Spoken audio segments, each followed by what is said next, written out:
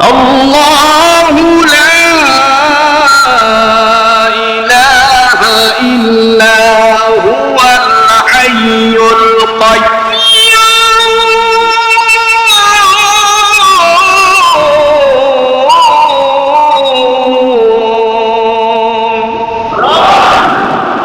দয়াময় তিনি ডাক দিয়ে বলেন, আমি হলাম এমন সত্তা যার সাথে কোনো অংশীদারিত্ব নাই। আল হাইয়ুল কাইয়্যুম, তিনি হলেন চিরঞ্জীব, চিরস্থায়ী। আল্লাহ ছিলেন, আছেন এবং থাকবেন। জোরে বলুন তো ঘোষণাটা কার? তার মেয়ের অনুষ্ঠানে যাবে, মোটামুটি সে একটু সচ্ছল আছে, একটা আংটি কিনলো, না স্বচ্ছতা অনুযায়ী মেয়েকে বলল, মা এটা তুমি রাখবে। এরকম হচ্ছে, মেয়েকে বলছে। কারে বলছে? মেয়েকে বলছে।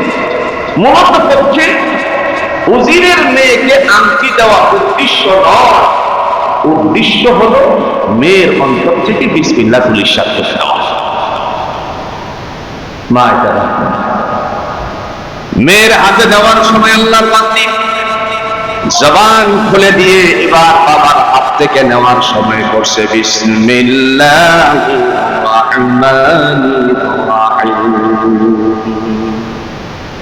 বাপ বলে, কতক্ষণ পর তোমার বিসমিল্লাহ অন্তর থেকে ধুলির সাপ ফেলে যায়। আংটি নিয়ে যখন রওনা করলো, একটা মাটির পাতিলের ভিতরে রাখলো। রাখার সময় বিসমিল্লাহ দ্বারা সে শুরু করে রাখলো। পিতাজি পিছন দিক দিয়ে মনে মনে চিন্তা করলো, কতক্ষণ পরে আর তোমার বিসমিল্লাহ সকালবেলা হলে আর থাকবে না। মেয়ে যখন ভিন্ন কাজে লিপ্ত হয়ে গেল, বান্দা এবার ওই পাতিল থেকে আংটিটা হাতে নিল, নিয়ে পকেটে ঢুকিয়ে নদীর কিনারায় গেল। গিয়ে আসছে করে নদীর কিনারায় দাঁড়িয়ে হাসতে হাসতে আংটিটারে নিক্ষেপ করে দিল। উদ্দেশ্য হলো মেয়েকে তো বিবাহ দিতে হবে, পরের বাড়িতে গিয়ে এই বিসমিল্লাহ পড়বে, পরে ইজ্জত চলে যাবে, সে চিন্তা করে সেই কাজটা করে ফেলল। তাফসীরে ওশিরের মধ্যে উল্লেখ করা হয়েছে, আল্লাহ পাক রব্বুল আলামিনের বান্দা এই জায়গাটার মধ্যে যখন ফেলে দেয়, ফেলে দিয়ে হাসতে হাসতে বাড়িতে চলে আসে। বাড়িতে আসার পর রাত যখন পাহাড়, সকালবেলা তার শুনতেই নদীর কিনারা দিয়ে হাঁটতে শুরু করলো। আপনারা অবশ্যই জানেন, হিন্দু মানুষেরা ঘুম থেকে প্রত্যুষের দাগে জাগার পরে তারা নদীর ঘাটে যায়। পুরো বলেন ঠিক কিনা? আগে ওরা হাসছিল, হাঁটার সময় কিছুক্ষণ সামনে যাওয়ার পর, কিছুক্ষণ হাঁটাহাঁটি করার পরে সামনে যখন গেল, জেলে তার জালে মাছ ধরার জন্য নদীর ঘাটে গেল। একটি পর্যায়ে দেখলো খুব একটা সুন্দর মাছ উঠেছে। পছন্দ হওয়ার পরে সে মাছটাকে নিয়ে আসলো, এনে মেয়ের হাতে দিয়ে বলছে, মা তুমি এটাকে ফ্রাই করো, ভাজি করো, রান্না করো, আর আমি এটা খেয়ে তারপরে আমার বন্ধুর দরবারে যাব। কথা বলার পরে মেয়ে হাতের থেকে তিনি যখন এই মাছ তুলে তখন পরে বিসমিল্লাহির রাহমানির রাহিম, মুচকি মুচকি বাপে হাসে। কারণ কতক্ষণ পরেই বিসমিল্লাহ কি হয়ে যাবে? পুড়ে যাবে। মেয়ে মাছটা হাতে নিয়ে যখন কাঁপতে শুরু করে, মুসলিম মেয়েদের কাছ থেকে শিখলো যখন কোন কাজ করতে হয় তখন করতে হবে বিসমিল্লাহির রাহমানির রাহিম। এটা হলো খেলাধুলার সাথীদের কাছ থেকে শিখা। পেটের মধ্যে যখন দানা বিসমিল্লাহ দ্বারা শুরু করেছে, ময়লা পরিষ্কার করার জন্য আঙ্গুল ভিতরে নেওয়া মাত্রই আংটিটা তার আঙ্গুলের মধ্যে লেগে গেল। তখন ভিতর থেকে বের করে আসতে করে কাজের তাড়াহুড়ার কারণে এটাকে ভালো করে দেখতেও পারল না। বান্দি আস্তে করে সেই জায়গাটার মধ্যে নিয়ে রেখে দিল। রেখে দিয়ে আবার যখন কাজে ব্যস্ত হয়ে যাওয়ার পরে, কাজে ব্যস্ত হয়ে রান্নার কাজ কমপ্লিট করার পর বাবাকে যখন খাবার দিল, বাবা খাবার খেয়ে বলছে, মা গতকালকে তোমার কাছে আমি একটা আংটি দিয়েছিলাম, সেটা আমাকে এবার চললাম। মেয়ে যখন আংটি আনার জন্য পাতিলের দিকে যায়, বাবা পিছন দিক থেকে আওয়াজ তুলে মনে মনে, মারে যত ইচ্ছে করে শান্তি আনতে, কিন্তু আংটি তো এই জায়গায় নাই। বলেন আংটি কোন জায়গায় আছে? নদীর মধ্যে মেয়ে আসতে করে বিসমিল্লাহির রহমানির রহিম বলে হাত ঢুকিয়ে মুষ্টি করে ব্যাপার নিয়ে আসে। বাবা তার মুষ্টির দিকে একবার তাকায় আর চেহারার দিকে আরেকবার তাকায়। শেষ পর্যন্ত মুষ্টি খুলে যখন বলবো আব্বা এই আংটিটা নিয়ে যান, মেয়ের চেহারার দিকে তাকিয়ে বাবা বলছে, মারে তুই এই আংটি কোত্থেকে পেলে? বাবা আমি তো এখানে আংটি রাখছিলাম, কিন্তু আংটিটা দুইটা হওয়ার ছিল, আমি তো এখানে অনেকটা পাচ্ছি। কেমনে তুই একটা পেলি? কই যে মাছটা এনে দিয়েছিলি, এর ভিতর থেকে ময়লা পরিষ্কার করতে গিয়ে আমি আংটিটা পেলাম। এখন দেখি আংটি তো একটাই। বাবা বলে মারি বিস্তারিত ঘটনাটুকু বললেন আমি তোর অন্তর থেকে বিসমিল্লাহকে বিশ্বাস করে দেওয়ার জন্য চিন্তা করেছিলাম, এখন আমার বিশ্বাস হয়ে গেছে তোর আল্লাহ তারে তুমি অন্তরকরণে ধারণ করেছিস, সেই হলো সত্য। আলহামদুলিল্লাহি রাব্বিল আলামিন ওয়াল আকিবাতু লিল মুত্তাকিন والصلاة والسلام على سيد الأنبياء والمرسلين وعلى آله وأصحابه أجمعين. أما بعد فأعوذ بالله من الشيطان الرجيم. بسم الله الرحمن الرحيم.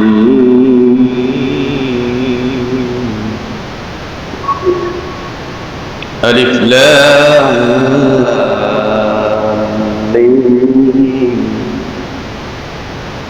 ذلك الكتاب لا ريب فيه هدى للمتقين.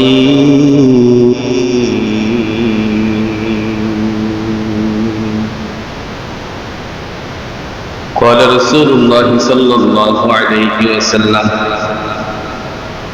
خيركم من تعلم القرآن وعلمه أو كما قال عليه الصلاة والسلام. اللهم صل على محمد وعلى آل محمد كما صليت على إبراهيم وعلى آل إبراهيم إنك حميد مجيد.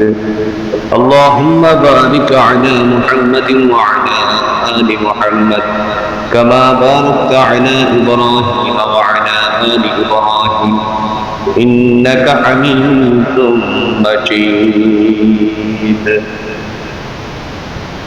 الحمد لله. মহান আল্লাহ সুবহানাহু ওয়া তাআলা দরবারে সকল যে আল্লাহ পাক আমাদেরকে গত জুমা থেকে জুমা পর্যন্ত হায়াত বৃদ্ধি করে দিয়ে মুসলিম উম্মাহের ইবাদত খানা আপনাদের প্রাণ প্রিয় মসজিদ হাজিয়া মুসাদ্দাদ সেন্ট্রাল মসজিদে আসার তৌফিক দান করেছেন, এজন্য সকলেই কালিমাতুর শুকর আদায় করে নিচ্ছি আলহামদুলিল্লাহ। সম্মানিত উপস্থিতি, মহাগ্রন্থ আল কোরআন হাকিম থেকে সূরাতুল বাকারার প্রথম অংশ তেলাওয়াত করা হয়েছে।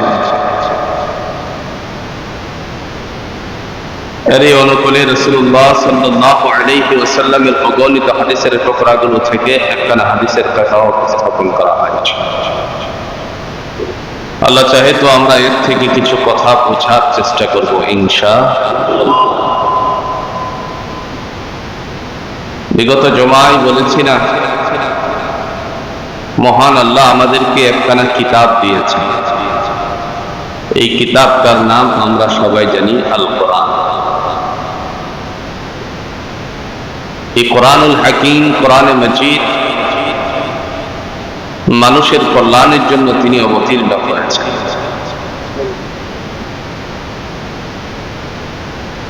এই কোরআন শুরু করতে হয় বিসমিল্লাহ দিয়ে শুরু করতে হয়। নবীজি বলেন, কুল্লু আমরিন যিবালিন লাম ইউবদা বিবিসমিল্লাহি ফাহুয়া আফদা ওয়া আবতা। প্রত্যেক ভালো কাজের শুরুতে বিসমিল্লাহ দ্বারা যারা শুরু করবে, আল্লাহ রাব্বুল আলামিন তাদের কাজের মধ্যে স্বয়ং সম্পূর্ণতা দান করে দিবেন। ভালো কাজ শুরু হবে কিসের মাধ্যমে? বিসমিল্লাহ। আজ থেকে 30 বছর আগের দিকে যদি আমরা ফিরে তাকাই, পরিবারের যে সমস্ত নারীরা ছিল তারা সবাই বিসমিল্লাহ দ্বারা কাজ শুরু করত।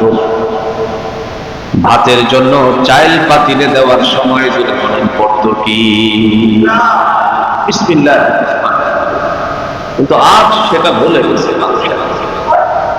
সময়ের পরিবর্তনে বর্তমান সময়ে মেয়েরা সেগুলো ভুলে গেছে। তার কারণ ফুরকানিয়ায় তাদের পড়া নাই। না ভুল বলছি? ফুরকানিয়ায় তাদের পড়াশোনা হচ্ছে। নবী মুহাম্মদ রাসূলুল্লাহ সাল্লাল্লাহু আলাইহি ওয়াসাল্লাম প্রত্যেক ভালো কাজের শুরুতে বিসমিল্লাহ দ্বারা শুরু করার কথা বলেছেন। দোকানে শাটার খোলার সময় আমরা ঠাস করে শাটার খুলবো না, আমরা শাটার খুলবো বিসমিল্লাহির রহমানির রহিম।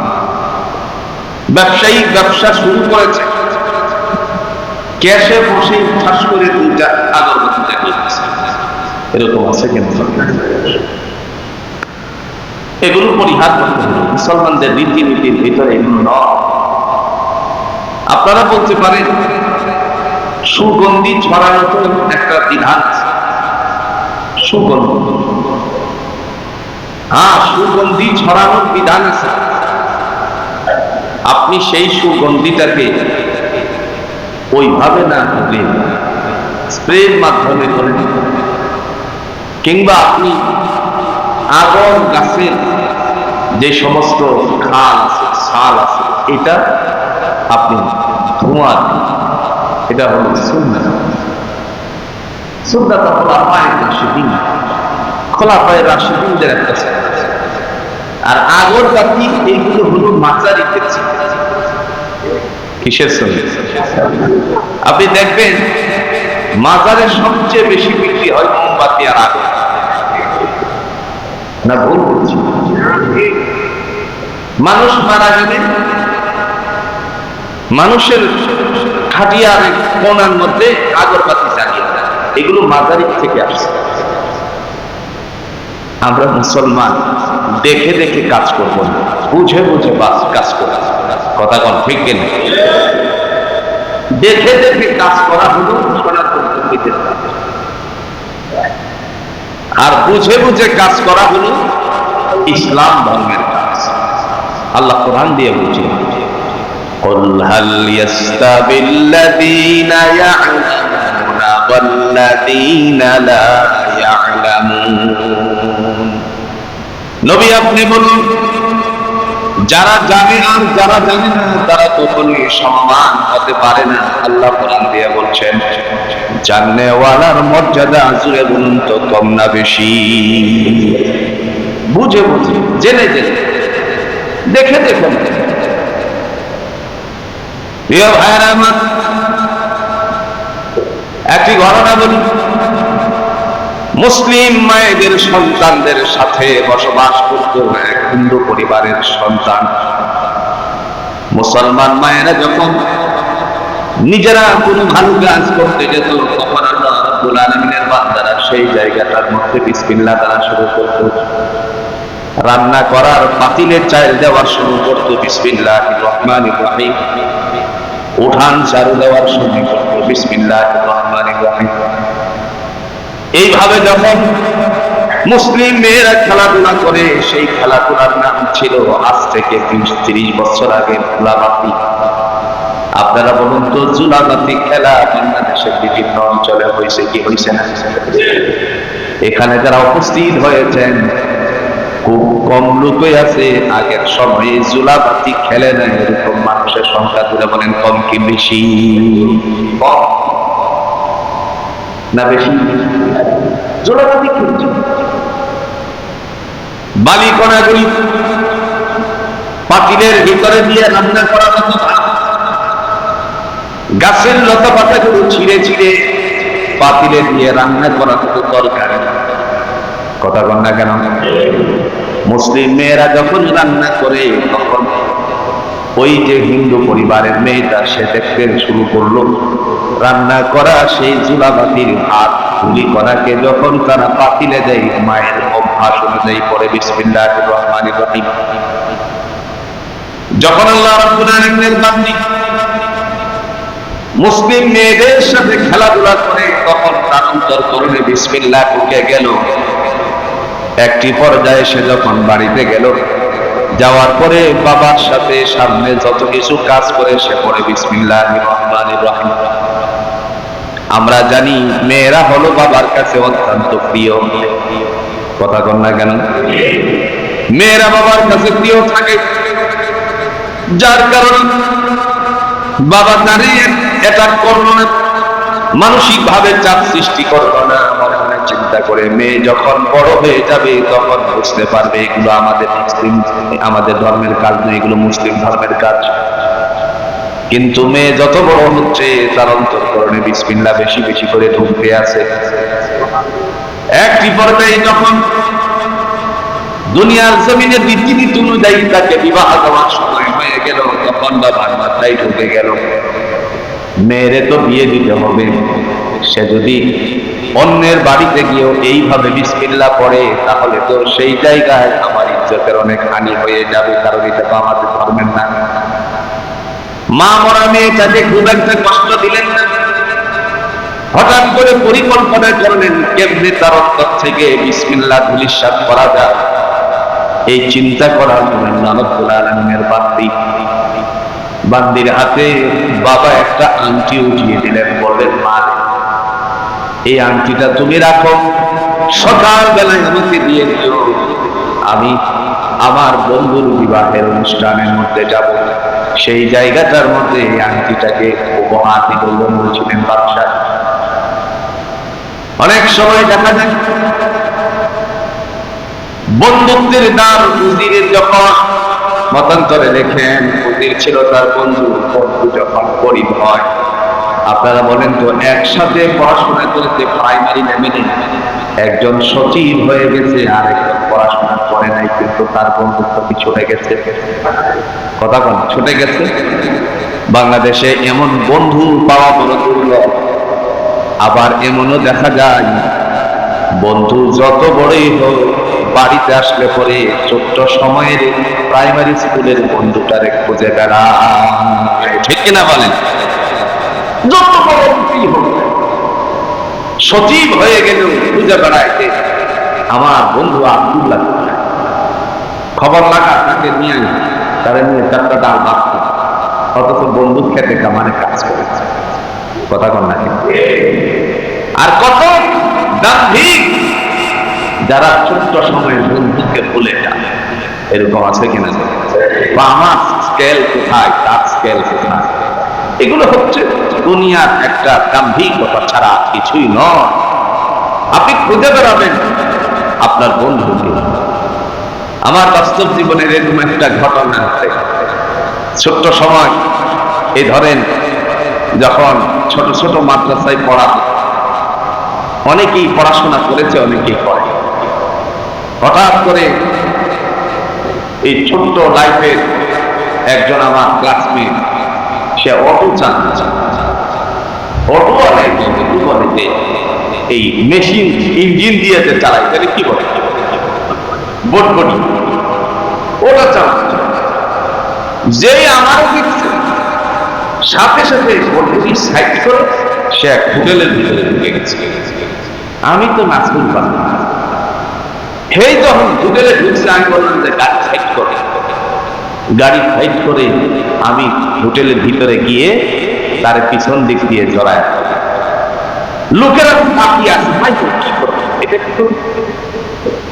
আমি বললাম তুই আমারে দেখার পরে এখানে আসলি কেন? কত স্তরে আমি লজ্জা পাইছি। কি পাইছি? এটা লজ্জার কোনো কারণ নয়। আল্লাহ যাকে যা ইচ্ছে করেন দুনিয়ার রীতিনীতি অনুযায়ী আল্লাহ তারে সেই কাজেই না। কথা বলা আচ্ছা, সবাই যদি সচিব হতো, কথা বলছেন, চাইলে সচিবের বাজার করে দিতে, বুঝেন? সবাই যদি নির্বাহী অফিসার হতো, তাহলে উপজেলা নির্বাহী অফিসার হতো, তাহলে এই উপজেলা নির্বাহী অফিসারের ঘরের যে কাজ করে, এই ফ্লোরগুলি মুছে দেয়, এই মানুষটা কোথায় পাইবে? কথা বলেন না কেন? সবাই যদি লাইটিংয়ে আসলো এমন জায়গায়, তাহলে নিষেধের কাজ করা প্রয়োজন। আপনার জমিনে যে ঘাস হয়ে গেছে, এই ঘাসগুলো আগাছাগুলো পরিষ্কার করতে গেছে। আল্লাহ পৃথিবীটারে সাজাইছে এইভাবে। সুবহানাল্লাহ বলতেন না? আল্লাহ পৃথিবীটাকে সাজাইছেন এইভাবে। এটাই হলো আল্লাহর নিয়ম। ইচ্ছে থাকা সত্ত্বেও অনেক সময় ঊর্ধ্বগতিতে যাওয়া সম্ভব নয়, আবার অনিচ্ছা করেও কেউ প্ল্যাটফর্ম তৈরি করা সম্ভব। আচ্ছা, আপনারা একটা বলেন তো, সাক্ষী দিয়ে ঢাকা ইউনিভার্সিটির বর্তমান যারা এই বিবি বলেন, জিএস বলেন, এজিএস বলেন, তার মা বাবা কি কখনো চিন্তা করেছিল, বা তারাও কি কোনোদিন ভর্তি হওয়ার সময় চিন্তা করেছিল যে আমি ঢাকা ভার্সিটির ভিপি হব? কথা বল। জিএস এর মা কি চিন্তা করেছিল যে আমার ছেলেটা ঢাকা ভার্সিটির জিএস হবে, এজিএস হবে? কোন পরিকল্পনা নেই। আল্লাহ তাআলা বিনা পরিকল্পনার ঊর্ধ্বে মানুষকে পৌঁছিয়ে দেন। এটাই আমার কাজ। সেজন্য বন্ধুত্বের দ্বার খুলে দিতে গিয়ে তারে এসে চিন্তা করল যে কি করা যায়।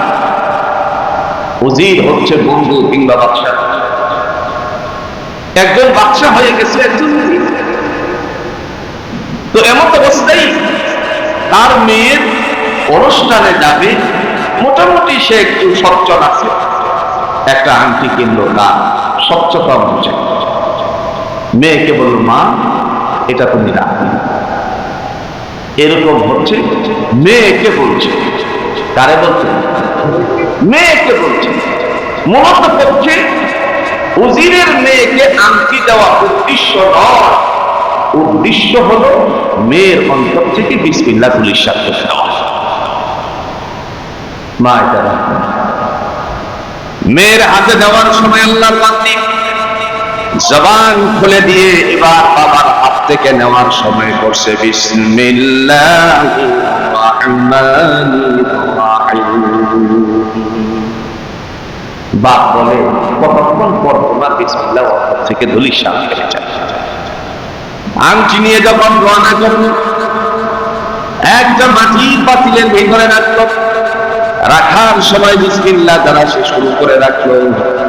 পিতাজি পিছন দিক দিয়ে মনে মনে চিন্তা করলো, কতক্ষণ পরে আর তোমার বিসমিল্লাহ সকালবেলা হলে আর থাকবে না। মেয়ে যখন ভিন্ন কাজে লিপ্ত হয়ে গেল, বান্দা এবার ওই পাতিল থেকে আংটিটা হাতে নিল, নিয়ে পকেটে ঢুকিয়ে নদীর কিনারায় গেল। গিয়ে আসছে করে নদীর কিনারায় দাঁড়িয়ে হাসতে হাসতে আংটিটারে নিক্ষেপ করে দিল। উদ্দেশ্য হলো মেয়েকে তো বিবাহ দিতে হবে, পরের বাড়িতে গিয়ে এই বিসমিল্লাহ পড়বে, পরে ইজ্জত চলে যাবে। সে চিন্তা করে সেই কাজটা করে ফেলল। তাফসীরে ওশিরের মধ্যে উল্লেখ করা হয়েছে, আল্লাহ পাক রব্বুল আলামিনের বান্দা এই জায়গাটার মধ্যে যখন ফেলে দেয়, ফেলে দিয়ে হাসতে হাসতে বাড়িতে চলে আসে। বাড়িতে আসার পর রাত যখন পাহাড়, সকালবেলা তার ভাষণ দেয়, নদীর কিনারা দিয়ে হাঁটতে শুরু করলো। আপনারা অবশ্যই জানেন, হিন্দু মানুষেরা ঘুম থেকে প্রত্যুষের আগে জাগার পরে তারা নদীর ঘাটে যায়। পুরো বলেন ঠিক কিনা? আগে অভ্যাস তুলে হাঁটার সময় কিছুক্ষণ সামনে যাওয়ার পর, কিছুক্ষণ হাঁটাহাঁটি করার পরে সামনে যখন গেল, জেলে তার জালে মাছ ধরার জন্য নদীর ঘাটে গেল। একটি পর্যায়ে দেখলো খুব একটা সুন্দর মাছ উঠেছে। পছন্দ হওয়ার পরে সে মাছটাকে নিয়ে আসলো। এনে মেয়ের হাতে দিয়ে বলছে, মা তুমি এটাকে ফ্রাই করো, ভাজি করো, রান্না করো, আর আমি এটা খেয়ে তারপরে আমার বন্ধুর দরবারে যাব। কথা বলার পরে মেয়ে হাতের থেকে তিনি যখন এই মাছ তুলে তখন পরে বিসমিল্লাহির রাহমানির রাহিম, মুচকি মুচকি বাপে হাসে। কারণ কতক্ষণ পরেই বিসমিল্লাহ কি হয়ে যাবে, পুড়ে যাবে। মেয়ে মাছটা হাতে নিয়ে যখন কাঁপতে শুরু করে, মুসলিম মেয়েদের কাছ থেকে শিখলো যখন কোন কাজ করতে হয় তখন করতে হবে বিসমিল্লাহির রাহমানির রাহিম। এটা হলো খেলাধুলা সাধুদের কাছ থেকে শিখা। পেটের মধ্যে যখন দানা বিসমিল্লাহ দ্বারা শুরু করেছে, ময়লা পরিষ্কার করার জন্য আঙ্গুল ভিতরে নেওয়া মাত্রই আংটিটা তার আঙ্গুলের মধ্যে লেগে গেল। তখন ভিতর থেকে বের করে আসতে করে কাজের তাড়াহুড়ার কারণে এটাকে ভালো করে দেখতেও পারল না, বান্দি আস্তে করে সেই জায়গাটার মধ্যে নিয়ে রেখে দিল।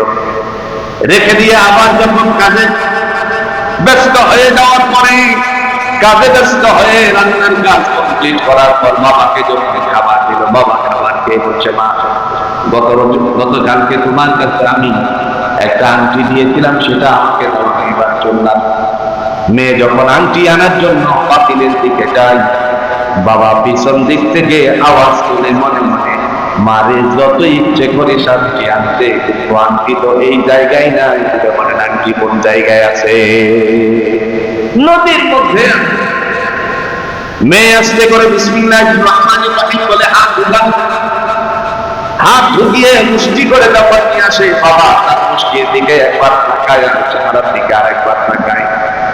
শেষ পর্যন্ত মুষ্টি খুলে যখন বলবো আল্লাহ আংটিটা নিয়ে যান, মেয়ের চেহারার দিকে তাকিয়ে বাবা বলছে, মারে তুই এই আংটি কোথা থেকে পেলে? বাবা আমি তো এখানে আংটি রাখছিলাম, কিন্তু আংটিটা দুইটা হওয়ার ছিল, আমি তো এখানে এখন একটা পাচ্ছি। কেমনে তুই একটা পেলি? কই যে মাছটা এনে দিয়েছিলি, এর ভিতর থেকে ময়লা পরিষ্কার করতে গিয়ে আমি আংটিটা পেলাম। এখন দেখি মাংটি তো একটাই। বাবা বলে, মারি বিস্তারিত ঘটনাটুকু বললেন, আমি তোর অন্তর থেকে বিসমিল্লাহকে বিশ্বাস করে দেওয়ার জন্য চিন্তা করেছিলাম, এখন আমার বিশ্বাস হয়ে গেছে তোর আল্লাহ তুমি অন্তরকরণে ধারণ করেছিস, সেই হলো সত্য।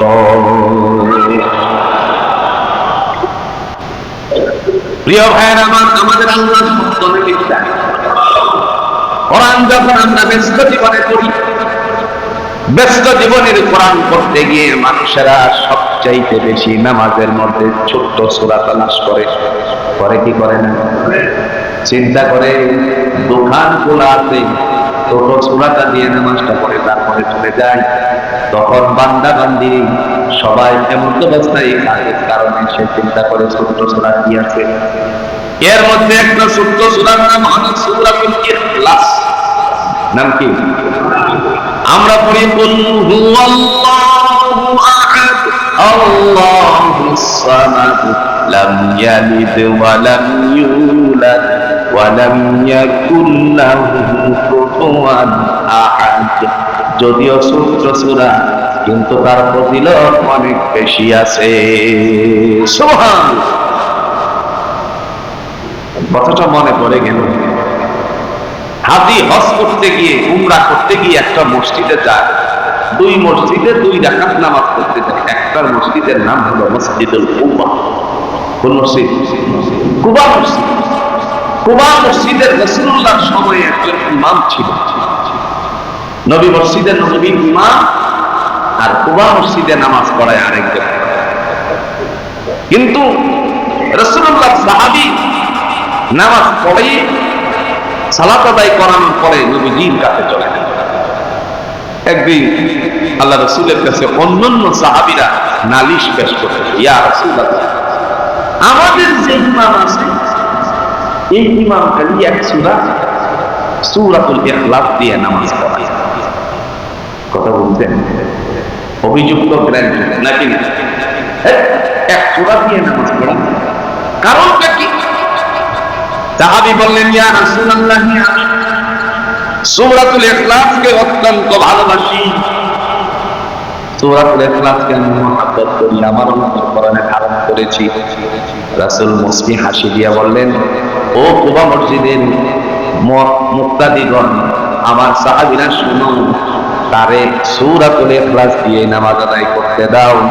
তার কারণ হলো আল্লাহ রাব্বুল আলামিন তিনি ঘোষণা দিয়েছেন, যাদের অন্তর সূরা ইখলাসের সাথে নিমিত্ত থাকে, দয়াময় আল্লাহ রাব্বুল আলামিন তারে জান্নাতের ফয়সালা করে দিবেন। কেউ যদি সূরাতুল ইখলাস, ছোট্ট সূরা কুল হুয়াল্লাহু আহাদ, শুরু থেকে শেষ পর্যন্ত রাতের বেলায় মান করবে 3 বার, বেশি না কয়বার, 3 বার সূরাতুল ইখলাস দরুদ শরীফের সাথে আদায় করে, আল্লাহ রাব্বুল আলামিনের বান্দা দুনিয়ার জমিনের সফর শেষ করে যদি পরকালে চলে যায়, আল্লাহ তার গুনাহগুলোকে মাফ করে দিয়ে সূরাতুল ইখলাসের কারণে জান্নাতের বাসিন্দা বানিয়ে দিবেন। এখন যদি আপনারা বলেন তাহলে 5 ওয়াক্ত নামাজের দরকার কি? শুধু সূরা ইখলাস পড়লেই তো জান্নাত পাওয়া যাবে। কারণ আমার দেশের মানুষেরা এক লাইন জুড়ে বলেন কম বুঝে না বেশি বুঝে? আর একটু জোরে বলেন। এটা হলো বাক্যিয়া, ফরজ ইবাদত তো বাধ্যতামূলক। ফরজ ইবাদত কি? বাধ্যতামূলক। আল্লাহ রাব্বুল আলামিনের বান্দা তিনি ডাক দিয়া বলেন, আমার আল্লাহ সত্য কেমন সত্য, সূরাতুল ইখলাসে তিনি ঘোষণা দিয়ে বলেন, আল্লাহু আহাদ আল্লাহুস সামাদ লাম ইয়ালিদ ওয়া লাম ইউলাদ ওয়া লাম ইয়াকুল লাহু কুফুয়ান আহাদ। আল্লাহ বলেন, ও নবী আপনি বলুন আমি আল্লাহ আল্লাহুস সামাদ, আমি হলাম অমুখাপেক্ষী। পৃথিবীর যাবতীয় যা কিছু আছে এর মানুষ মুখাপেক্ষিকা, আর আল্লাহ হচ্ছেন অমুখাপেক্ষী। কারণ তিনি এক, লাম ইয়ালিদ ওয়া লাম ইউলাদ, তিনি কাউকে জন্ম দেন নাই, কারো থেকে জন্ম হয় না। আল্লাহু লা ইলাহা ইল্লা হুয়াল হাইয়ুল কাইয়্যুম।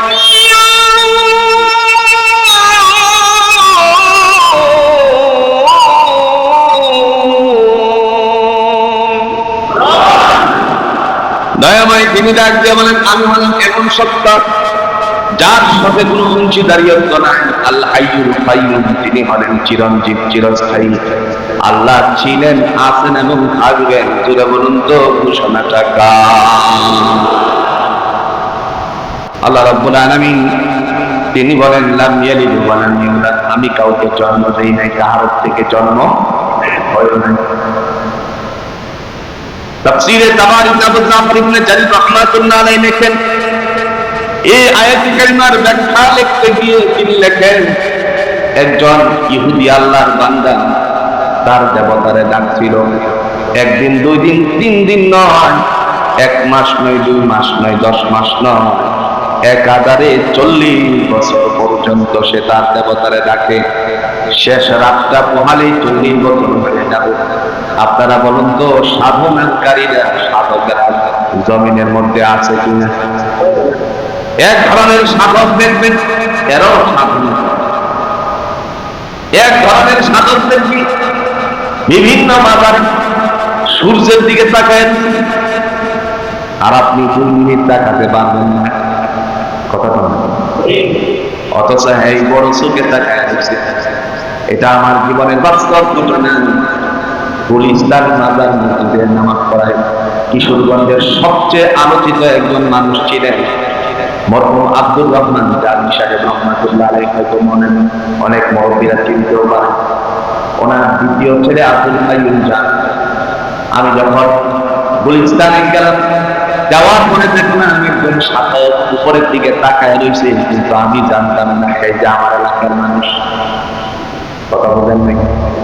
আমি জানতাম না সে আমার একটা ডাক দিচ্ছে।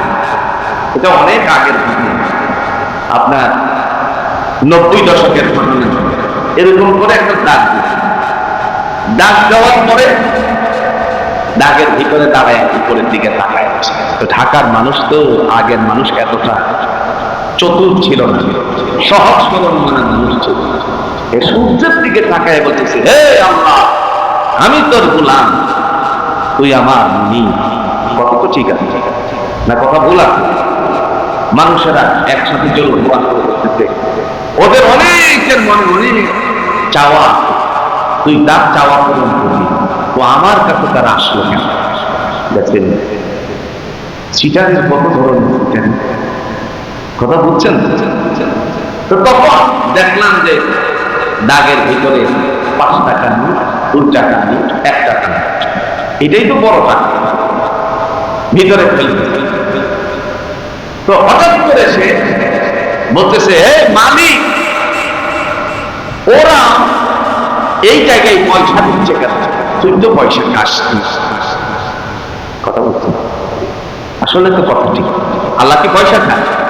কথা বলে আল্লাহ পয়সা খায়?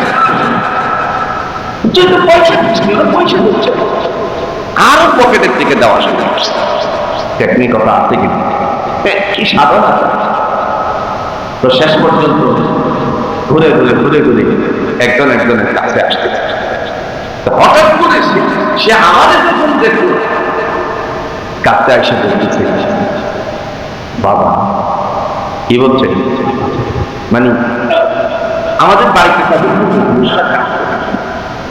আইসা আমার কিন্তু বলতেছে, বাবা, একদম আস্তে আস্তে কথা, আপনি মনে কিছু নিয়েছেন না, আপনার বুকটাতে একটু হাত দিতাম, দয়া করে আপনি এখান থেকে চলে যাবেন, আপনি থাকলে আমার সবকিছু ধ্বংস হয়ে যাবে। চিন্তা তো না, আমি চিন্তা করলাম হের মগমাটা ভাঙ্গে দরকার নেই, কারণ এতটা 90 দশকে এত কিছু বুঝাতে। তো শেষে আল্লাহ পাক রব্বুল আলামিনের সেই সাধক, দুনিয়ার সাধক না পরকালের সাধক? দুনিয়ার সাধককে আমার হাতে বুকটা ধরে বলছে, যা হয়ে বলছে, বলতে বুকে হাত দিবে, হে বলবে বুকটার মধ্যে ধরে যা হয়ে। তা আমাকে বলতে থাকবে চলে, তা আমি চলে গেলাম। যাওয়ার মুহূর্তে মানুষের কানে বসে, দেখছো এতগুলো মানুষ আমরা এখানে দাঁড়াচ্ছি না, আর প্রত্যেকে এলো ছোট্ট একটা মানুষ, সৌভাগ্যবান, বাবার নজর তার দিকে পড়ে গেছে। মানুষের যে কত অভাব, প্রিয় ভাইরা, এই ধরনের সাধক বাংলাদেশে করে বলেন তো আছে কিনা? ওই সময়ের সাধক ছিল, তার সাধনার মধ্যে দেবতার ইয়াসানামু ইয়াসানামু ইয়াসানাম ইয়াসানামু ইয়াসানাম ইয়াসানাম সনম সনম বলে সনম বলে। এটা কি একদিনে হয়েছে না দীর্ঘদিন লাগছে? সূর্যের দিকে আপনি একদিনে তাকিয়ে থাকতে পারবেন? আরেক শ্রেণীর মানুষ দেখবেন বুকের এই অংশটাকে এরকম করে নাড়া, এমন করে নাড়া। আপনি দেখে মনে করুন আপনি বা ওর বলতে শুধু আল্লাহ জপতে আছে। আপনাদের বিশ্বাস না হলে ইউটিউবে চাপ দিয়ে দেখেন, এমনিতেই ভণ্ডারা বুকের বলতে নাড়ে। এটা সে এই সাধনা করে বানিয়েছে।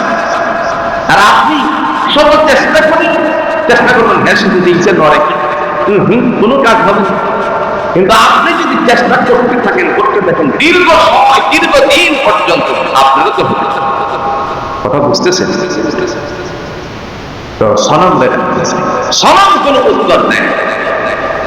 একটি পর্যায়ে যখন রজনী শেষ হয়ে যাবে, বান্দা তন্দ্রাচ্ছন্ন অবস্থায় ডাক মেরে বলে, ইয়া সমাদ, ডাকে ইয়া সনামু ইয়া সনামু ইয়া সনামু ইয়া সনামু ইয়া সনামু ইয়া সমাদ, আল্লাহু, যারা বলেন আল্লাহু সমাদ।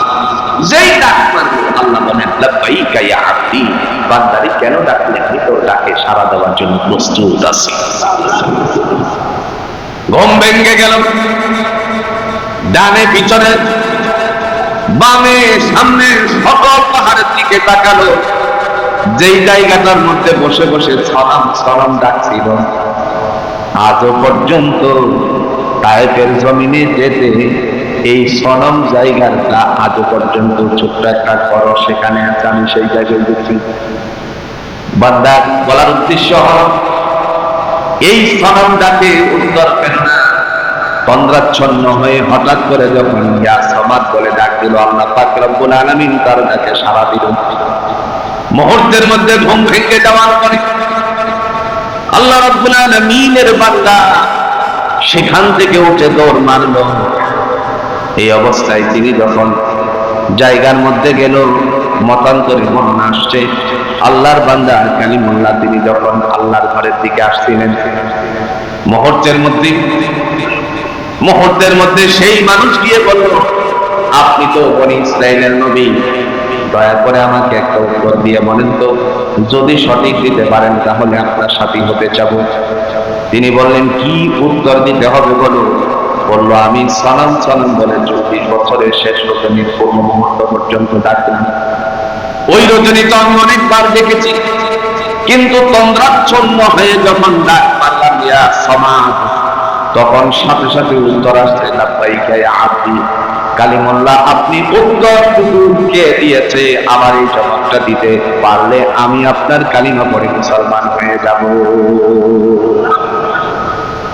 কালিমুল্লাহ মুসা আলাইহিস সালাম বললেন, ও আল্লাহর বান্দা, তোমার উত্তর তিনি দিয়েছেন, তিনি হলেন রব্বি আল্লাহ, আমারও আল্লাহ তোমারও আল্লাহ, আমাদের আল্লাহ জুড়ে বলুন তো আছে কিনা। তিনি বলেন, আল হাইয়ুল কাইয়ুম, আমি চিরঞ্জীব চিরস্থায়ী ছিলাম, আছি এবং থাকব। আর আমি হলাম এমন আল্লাহ, বান্দা বিপদগামী হয়ে পড়লে পরে ডাকতে মালিক সারে, যখন তার স্টিমার চালাই নদীতে ঝড় উঠে গেলে পরে, অথবা রাতের বেলায় ঝড় উঠে গেছে, ভূমিকম্প বাংলাদেশের মধ্যে শুরু করেছে। বন্ধু, এই ভূমিকম্পের পিছনে কারণ শুধু একটাই, মুসলমান আমরা গুনাহের বোঝা ভারী করে ফেলেছি। ভূমিকম্প যখন শুরু হয়ে গেল, এই সময় মানুষেরা আল্লাহরে ডাকতে শুরু করেছে, লা ইলাহা ইল্লাল্লাহ সুবহানাকা ইন্নী কুনতু মিনাজ জালিমিন। যেই ভূমিকম্প শেষ হয়ে গেল, আমরা এতটাই নাফরমান, নিজেরা নিজের কাজে লেগে গেছি। আমার কাছে একজন অভিযোগ করে বললেন, অনেক পয়সা করির জন্য দান্দা করছি, আর দান্দা করবো না হুজুর, এখন বাড়িতে সময় দিব, বিবির বাল বাচ্চারে সময় দিব। কিন্তু দেখা গেল ভূমিকম্প যখন শেষ, 3 দিন পরে আমি গিয়ে দেখি আগের যে কাজ সেই কাজের মধ্যেই সে লিপ্ত হয়ে গেছে। আমরা যদি আল্লাহকে ভালোবাসতাম, সে কশিন কালেও আল্লাহ বিরোধী কাজ করতে পারতাম না। বন্ধু, দুনিয়াটা খুব ক্ষণস্থায়ী, দুনিয়ার জিন্দেগি একেবারেই ক্ষণস্থায়ী। কাহার জন্য একদিন, কাহার জন্য 70 বছর, কাহার জন্য 10 দিনের, কাহার জন্য 20 বছর। কথা ঠিক কিনা? এই দুনিয়ায় আসছে একদিন, কি খুশি পরিবারের লোকের, পরের দিন হঠাৎ করে কিছু খাওয়াইতে গিয়ে নাক দিয়ে মুখ দিয়ে দুধ উপরের দিকে উঠে গেছে, বাচ্চা এমন করে টানা দিয়ে মুখে গেছে। এরকম হয় কি হয়? বাচ্চা একদিনের শিশু, সেই শিশু মারা যায়, তার একদিন পর্যন্তই দুনিয়ায় থাকার অধিকার ছিল, দুনিয়ায় থাকার আর কোন অধিকার না। সেজন্য আসার সিরিয়াল আছে, যাওয়ার কোন সিরিয়াল নেই। বন্ধু, সময় আমাদের এখনো আছে, আমরা ভালো রাজিতে ইনশাআল্লাহ।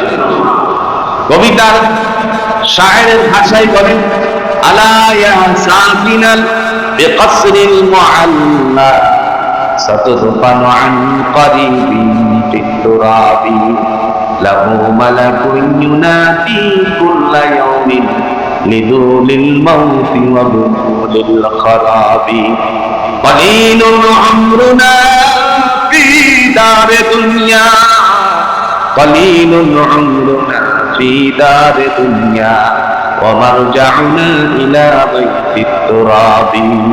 কবি বলেন, হে পৃথিবীর অট্টালিকাবাসী, অচিরেই তোমাকে মাটির নিচে আসতে হবে। এমন সময় ডাক দিয়া বলে, কলিলুন আমরুনা ফি দারে দুনিয়া, দুনিয়ার জীবন অত্যন্ত স্বল্প দিনের। এই দুনিয়ার জমিনে আমরা কে কি করি সবকিছু লিপিবদ্ধ করার জন্য বলেন আল্লাহর দায়িত্ব আছে কিনা? আল্লাহ বলেন, তোমাদের কাছে দুজন ফেরেশতা নিয়োগ দিলাম, কিরামান কাতিবিনা ইয়ালামুনা মা তাফআলুন।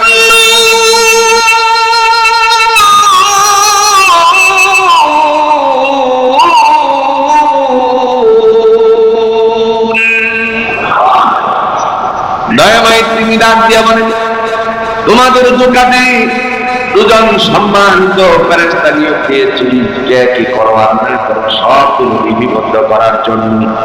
এবার আপনারা এক বাক্যে সাক্ষী দিয়ে বলেন তো, ফেরেশতা দুইজনের নাম কি?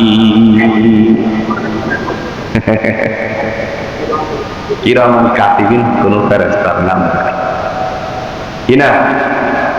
কথা কিনা? নাম না। কিরামান শব্দের অর্থ হচ্ছে সম্মানিত, কাতিবিন মানে লেখক। আল্লাহ বলেন, তোমাদের কাঁধে দুজন ফেরেশতা দিয়েছি সম্মানিত লেখক, কি করো আর না করো তা লিপিবদ্ধ করার জন্য। এখন সুবহান, লেখার জন্য আমি তাদের হাতে কলম উঠাইছি, খাতা দিচ্ছি না। আল্লাহর কোন খাতা নেই। একটু জোরে আওয়াজ দিয়ে বলেন আছে। কোরআন সাক্ষী দিয়ে বলছে, আল্লাহ তার রাসূলকে বলেন, ওয়ামা আদরাকা মা ইল্লিয়ুন, নবী গো ইল্লিয়ুন সম্পর্কে আপনি কিছু জানেন? আল্লাহ নিজেই উত্তর দিয়ে বলেন, কিতাবুম মাকতুম, এটা হলো হিসাবের খাতা। আর একটু আস্তে বলুন সুবহানাল্লাহ। হিসাবের, সব হিসাবের খাতা রেডি।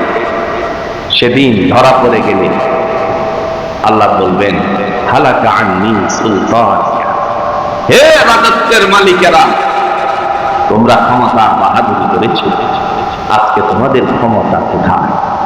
ক্ষমতার বাহাদুরি জুড়ে বলেন বাংলাদেশে আছে কি? কথা নাকি আছে কিনা? ডক্টর ইউনূসের হাতে ক্ষমতা, আর রাজনৈতিক দলগুলো এখনই ক্ষমতা নিয়ে যেইভাবে মারামারি ধরাধরি শুরু হয়েছে, মনে হয়েছে যে এই বিপচিনি তারা নিয়ে আসতেছে। কথা কন নাকি? ক্ষমতার বাহাদুরি, ক্ষমতা তো আল্লাহ, নাকি ভুল বলছি ভাই? তাবারাকাল্লাযী বিয়াদিহিল মুলকু ওয়া হুয়া আলা কুল্লি শাইইন কাদির।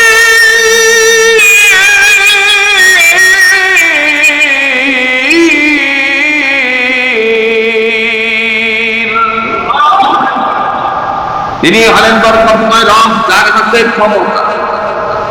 অথচ আমরা বলি ক্ষমতার উৎস জোরে বলেন নাউযুবিল্লাহ। ক্ষমতার অধিপতি জোরে বলেন তো তিনি কে?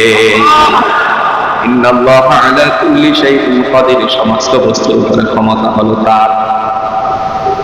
কোরআনে অন্যত্র আয়াতে আল্লাহ বলেন, কুলিল্লাহুম্মা মালিকাল মুলক, নবী আমার আপনি বলেন রাজত্বের মালিক আমি আল্লাহ। তুতিল মুলকা মান তাশা, তাকে ইচ্ছা করি আমি ক্ষমতা দান করি। ওয়াতানজিউল মুলকা মিম্মান তাশা, আর যার কাছ থেকে ইচ্ছা আমি তার কাছ থেকে ক্ষমতা ছিনিয়ে নিই। ওয়াতুইজ্জু মান তাশা, আমি যার ইচ্ছা করি সম্মানিত করি। ওয়াতুযিল্লু মান তাশা, আর যাকে ইচ্ছা করি দুনিয়াতে অপদস্থ করি, অসম্মানিত করি। বিয়াদিকাল খায়র, ক্ষমতা কার? তিনি হলেন ক্ষমতার অধিপতি। সুতরাং আমরা দুনিয়ার জমিনে থাকা অবস্থায় চিন্তা করব, আল্লাহ যদি চাই তাহলে আমাকে ক্ষমতার মালিক বানাতে পারে। কারে কোন সময় ক্ষমতা দিয়ে দেন আল্লাহ তুমি জানেন।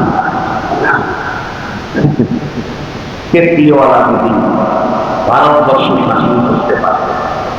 কিওয়ালা না ভুল বলছি? ইতিহাস তালাশ করে দেখুন, ক্ষেত্রীয়ওয়ালা ভারতের শাসন ক্ষমতা পেতে পারে নাকি না? তাহলে ক্ষমতা যে আল্লাহর হাতে। আপনি বলতে পারেন কোন মুসলমান যে আল্লাহ পাইবেন?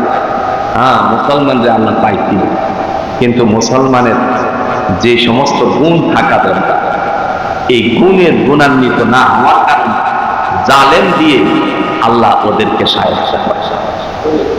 1450 বছর আগে আল্লাহর নবী ঘোষণা দিয়ে গেছেন, যেই রাজ্যে আল্লাহ বিদ্বেষী কাজ বেশি হবে, জুলুম বেশি হবে, আল্লাহ তাদের জন্য এমন শাসক নিযুক্ত করে দিবেন, যেই শাসকে তার উপরে স্টিম রোলার চালাবে, পরে সবকটা সোজা হয়ে যাবে। আমরাও পাইছি।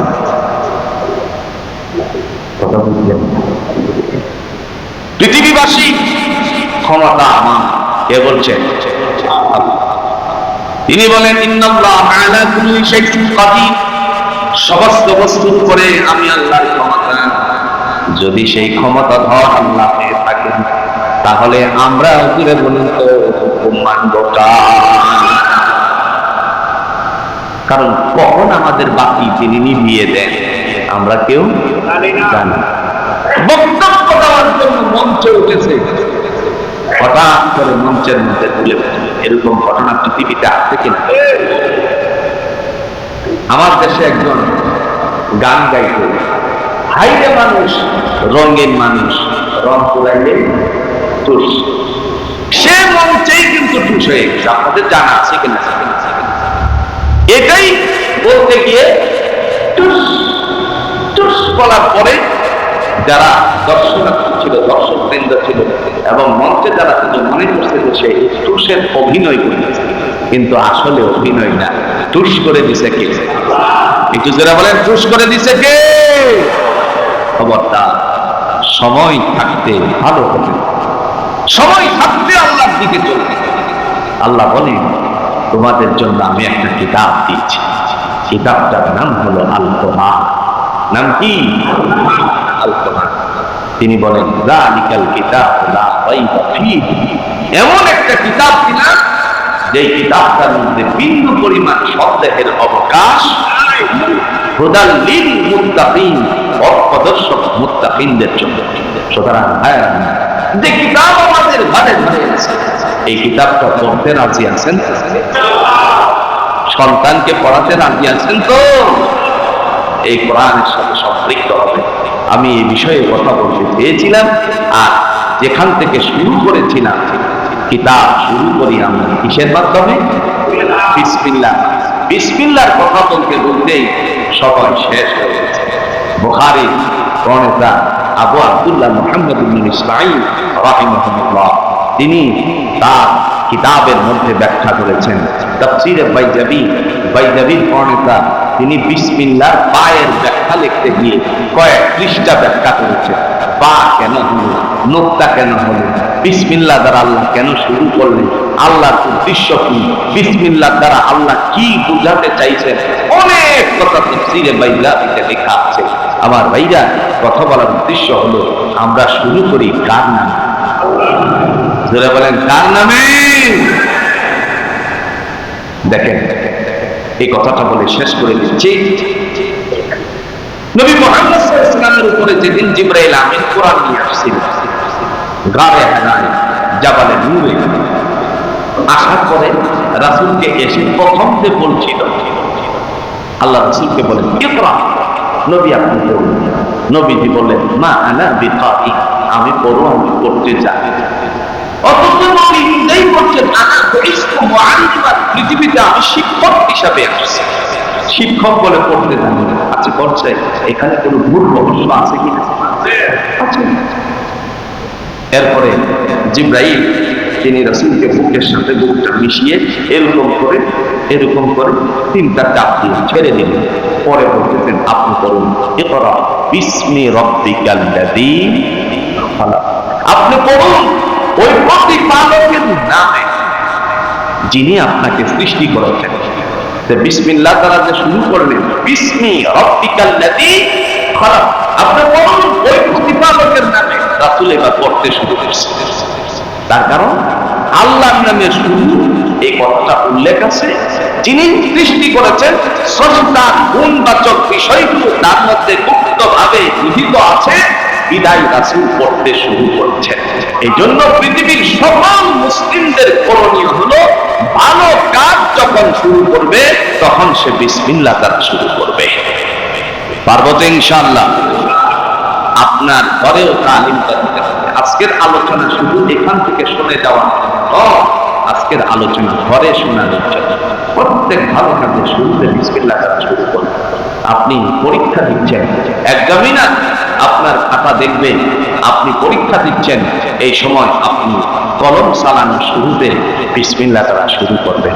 আপনি যে পড়েছিলেন অনেক আগে, হয়তো আল্লাহ তাআলা আপনার জেহেনে ঢুকাইয়া দিতে পারে যে একটা কোয়েশ্চন, এটার আনসার আপনার মাথায় নাই, তিনি আপনাকে মাথায় দিয়ে দিতে পারেন। এজন্য বিসমিল্লাহ দ্বারা আমরা ভালো কাজ শুরু করবো। পারবো তো ইনশাআল্লাহ? আল্লাহ আমাদের সবাইকে দ্বীনের উপর অটুট থাকার তৌফিক দান করুন। মহিমাময় রব্বুল আলামিন আমাদেরকে দ্বীন বুঝে আমল করার তৌফিক দান করুন। ওয়া আখিরু দাওয়ানা আনিল হামদুলিল্লাহি রাব্বিল আলামিন। যারা সুন্নাত